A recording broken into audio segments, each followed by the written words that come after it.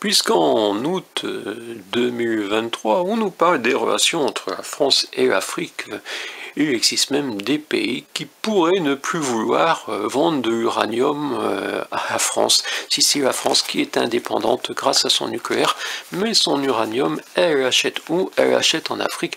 Et le prix, on a parfois l'impression qu'il est fixé par la France, comme pour d'autres produits, par exemple les bananes.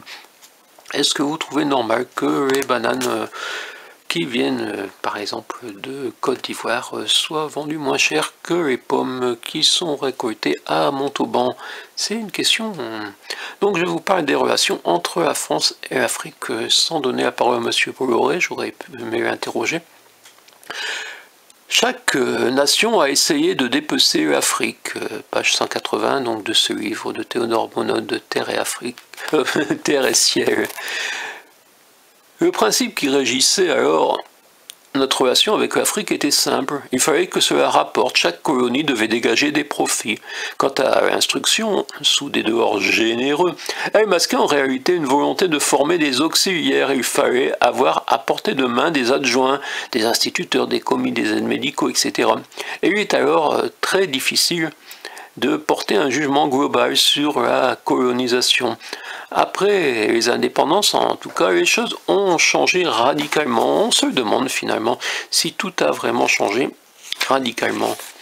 Ou alors dans le radicalisme tel qu'on l'entend dans la dépêche du Midi. Considérez, quelques pages plus loin, considérez l'Afrique comme un no man's land, comme un continent où il n'y a rien qui vaille la peine d'être retenu, et bien entendu la tentation pour un occidental. Mais la réalité africaine est autrement plus complexe. Sait-on seulement si, dans les domaines qui comptent vraiment, ceux de la vie mentale, morale, religieuse, spirituelle, nous sommes parvenus aussi loin que, je pense que M. Sarkozy, qui considérait que l'Afrique n'était pas rentrée dans son histoire, n'avait pas eu Théodore Monod, ou alors il avait eu une fiche dans laquelle ce passage n'était pas noté, car naturellement, comme tous les autres, comme M. Macron actuellement, il n'a pas le temps de lire les écrivains, et je suis même certain qu'aucun n'a lu Stéphane Ternoise, mais ça c'est un peu votre cas aussi, à vous, mes contemporains. Donc aujourd'hui, une vidéo courte, simplement, pour vous parler de la relation entre la France et l'Afrique, qui est une relation plus complexe que certains voudraient faire croire. On est allé instruire ces personnes qui en avaient grandement besoin. Et ce qui m'a dérangé dans les hommages à M. Gambetta de Cahors, récemment on l'a proclamé comme le père de la République, c'est que c'était quand même une république d'hommes et colonialistes. Et oui, où étaient les femmes et où était la liberté?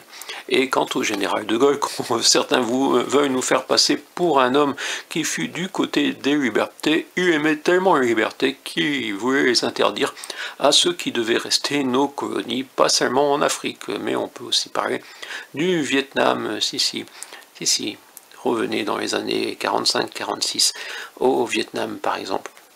Est-ce que la liberté, c'était juste pour les Blancs?